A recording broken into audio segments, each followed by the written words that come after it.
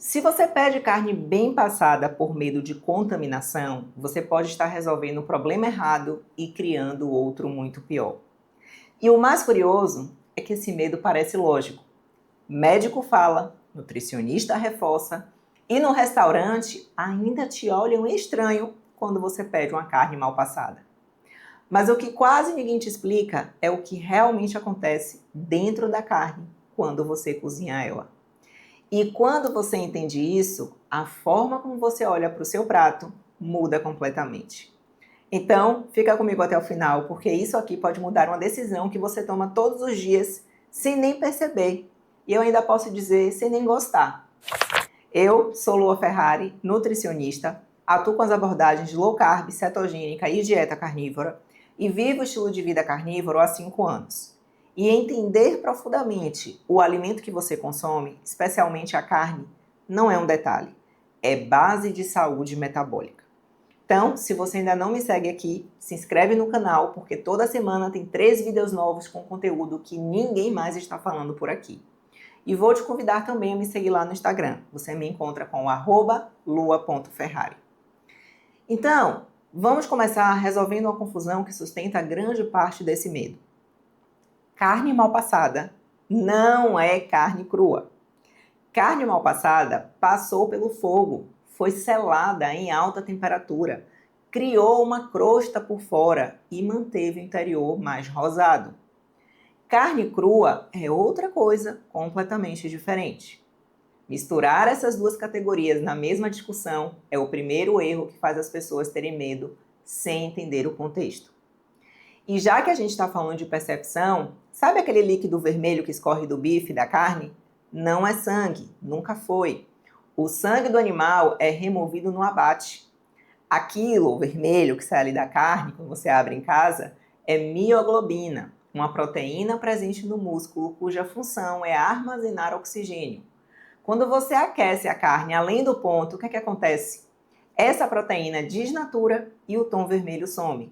Por isso que a carne bem passada fica cinza por dentro.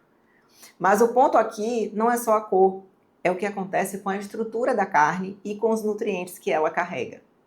Aí agora vem a parte que muda o jogo. Em um corte inteiro de carne bovina, seja picanha, contrafilé, fraldinha ou qualquer outro, o interior do músculo é praticamente estéril.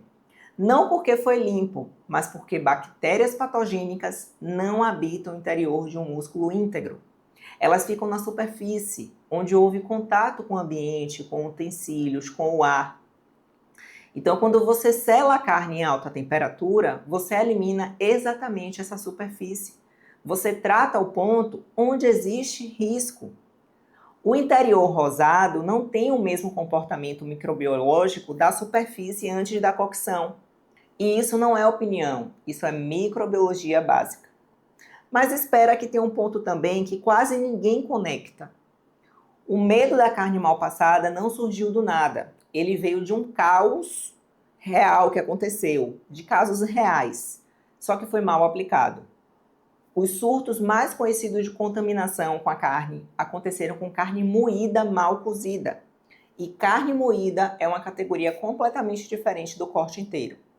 Quando você moe a carne, você pega a superfície, que é onde as bactérias estão, e mistura com todo o volume. Então, o que estava fora passa a estar dentro, distribuído de uma forma mais homogênea. E aí sim, o risco muda. Aí sim, o cuidado precisa ser diferente. Então, o problema é que esse raciocínio foi generalizado. E aí, um alerta específico virou medo universal. O mesmo raciocínio se aplica a outras proteínas. Por exemplo, frango. O frango pode carregar salmonela em tecido muscular, mesmo em cortes inteiros. Então, o frango pede cocção completa, independentemente do corte. O porco, historicamente, tinha associação com parasitas musculares. E em suínos criados comercialmente, esse risco foi drasticamente reduzido. Mas a recomendação de cozimento completo ainda é válida. Ou seja, cada proteína tem sua microbiologia própria. Generalizar o medo da carne moída ou do frango para um corte bovino inteiro é um erro de raciocínio, não a precaução. Agora deixa eu te mostrar uma incoerência que quase ninguém percebe. Enquanto existe todo um medo construído em cima da carne mal passada, pouca gente questiona o risco de alimentos consumidos crus todo santo dia. Salada, por exemplo. Não a salada que você faz na sua casa com calma, com critério. A salada do restaurante, do buffet, do self-service. Você não viu como foi lavada, não sabe a procedência, não sabe há quanto tempo está exposta, não sabe quantas pessoas manipularam. E come, sem medo. Sabe por quê? Porque é salada.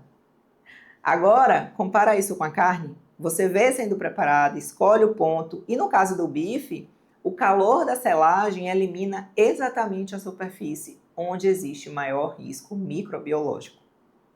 A salada não passa por esse processo. Ela vem do solo, passa por irrigação, transporte, armazenamento, manipulação e continua sendo consumida crua. Então, bactérias não são exclusivas da carne.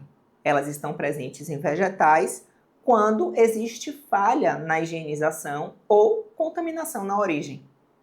O risco microbiológico nunca foi exclusivo de um alimento, mas a percepção foi completamente distorcida. A carne virou o problema, a salada virou automaticamente segura. Quando, na prática, o risco depende de quê? Do processo, manipulação e preparo, não do alimento em si. E agora vem a parte que quase ninguém menciona e que inverte completamente essa narrativa. Cozinhar demais a carne tem custo, e esse custo é documentado. Quando você submete a carne a um calor excessivo, você destrói vitaminas do complexo B, especialmente B1, B6 e B12, que são sensíveis à temperatura. Você altera as estruturas das gorduras, que perdem ali uma estabilidade com o calor prolongado. E quando a carne passa do ponto e começa a queimar, aquela casca preta do churrasco mal controlado, você forma compostos chamados aminas heterocíclicas e hidrocarbonetos policíclicos aromáticos. Esses compostos têm associação com dano ao DNA em estudos laboratoriais e são os mesmos que os pesquisadores investigam quando estudam risco oncológico relacionado à carne processada e carne queimada. Ou seja, não é a carne o problema, é o que você faz com ela. Então, a lógica que as pessoas usam para pedir bem passado, ou seja, quero evitar um risco, está ignorando que o excesso de cocção cria outro tipo de risco, de natureza diferente, mas documentado. Você evita um medo mal compreendido e cria outro que ninguém explicou. Aqui entra também um argumento que muda o jogo. Quando você come um bife de corte inteiro, bovino, de boa procedência, selado adequadamente por fora e rosado no centro, você está preservando a estrutura proteica, está preservando as gorduras, está preservando as vitaminas termoláveis e eliminando o risco real que estava na superfície.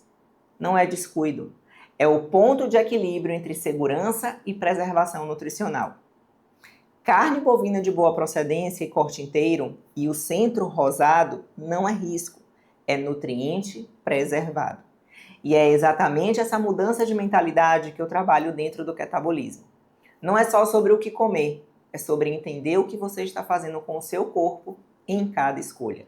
Porque quando você entende o alimento, você para de agir por medo e começa a agir por consciência. Essa é a jornada que eu estruturei no Ketabolismo, 8 semanas que conduzem você por esse processo de forma segura e progressiva. O link para você conhecer melhor está aqui na descrição do vídeo. E agora eu quero te ouvir. Você escolhe o ponto da sua carne por gosto ou por medo? E quem te ensinou que carne mal passada era perigosa? Me conta aqui nos comentários. Manda esse vídeo para aquela pessoa que ainda acha que uma carne mal passada é sinônimo de risco. E curta esse vídeo se isso abrir os seus olhos. Se você ainda não está inscrito no canal, não deixe de fazer isso agora, porque esse canal aqui existe para desmontar mito com ciência. No fim das contas, não é sobre o ponto da carne, é sobre o quanto você entende aquilo que coloca no seu prato. Porque quando você entende, você não escolhe mais por medo, você escolhe por consciência. Fique com Deus e até o próximo vídeo. Tchau, tchau.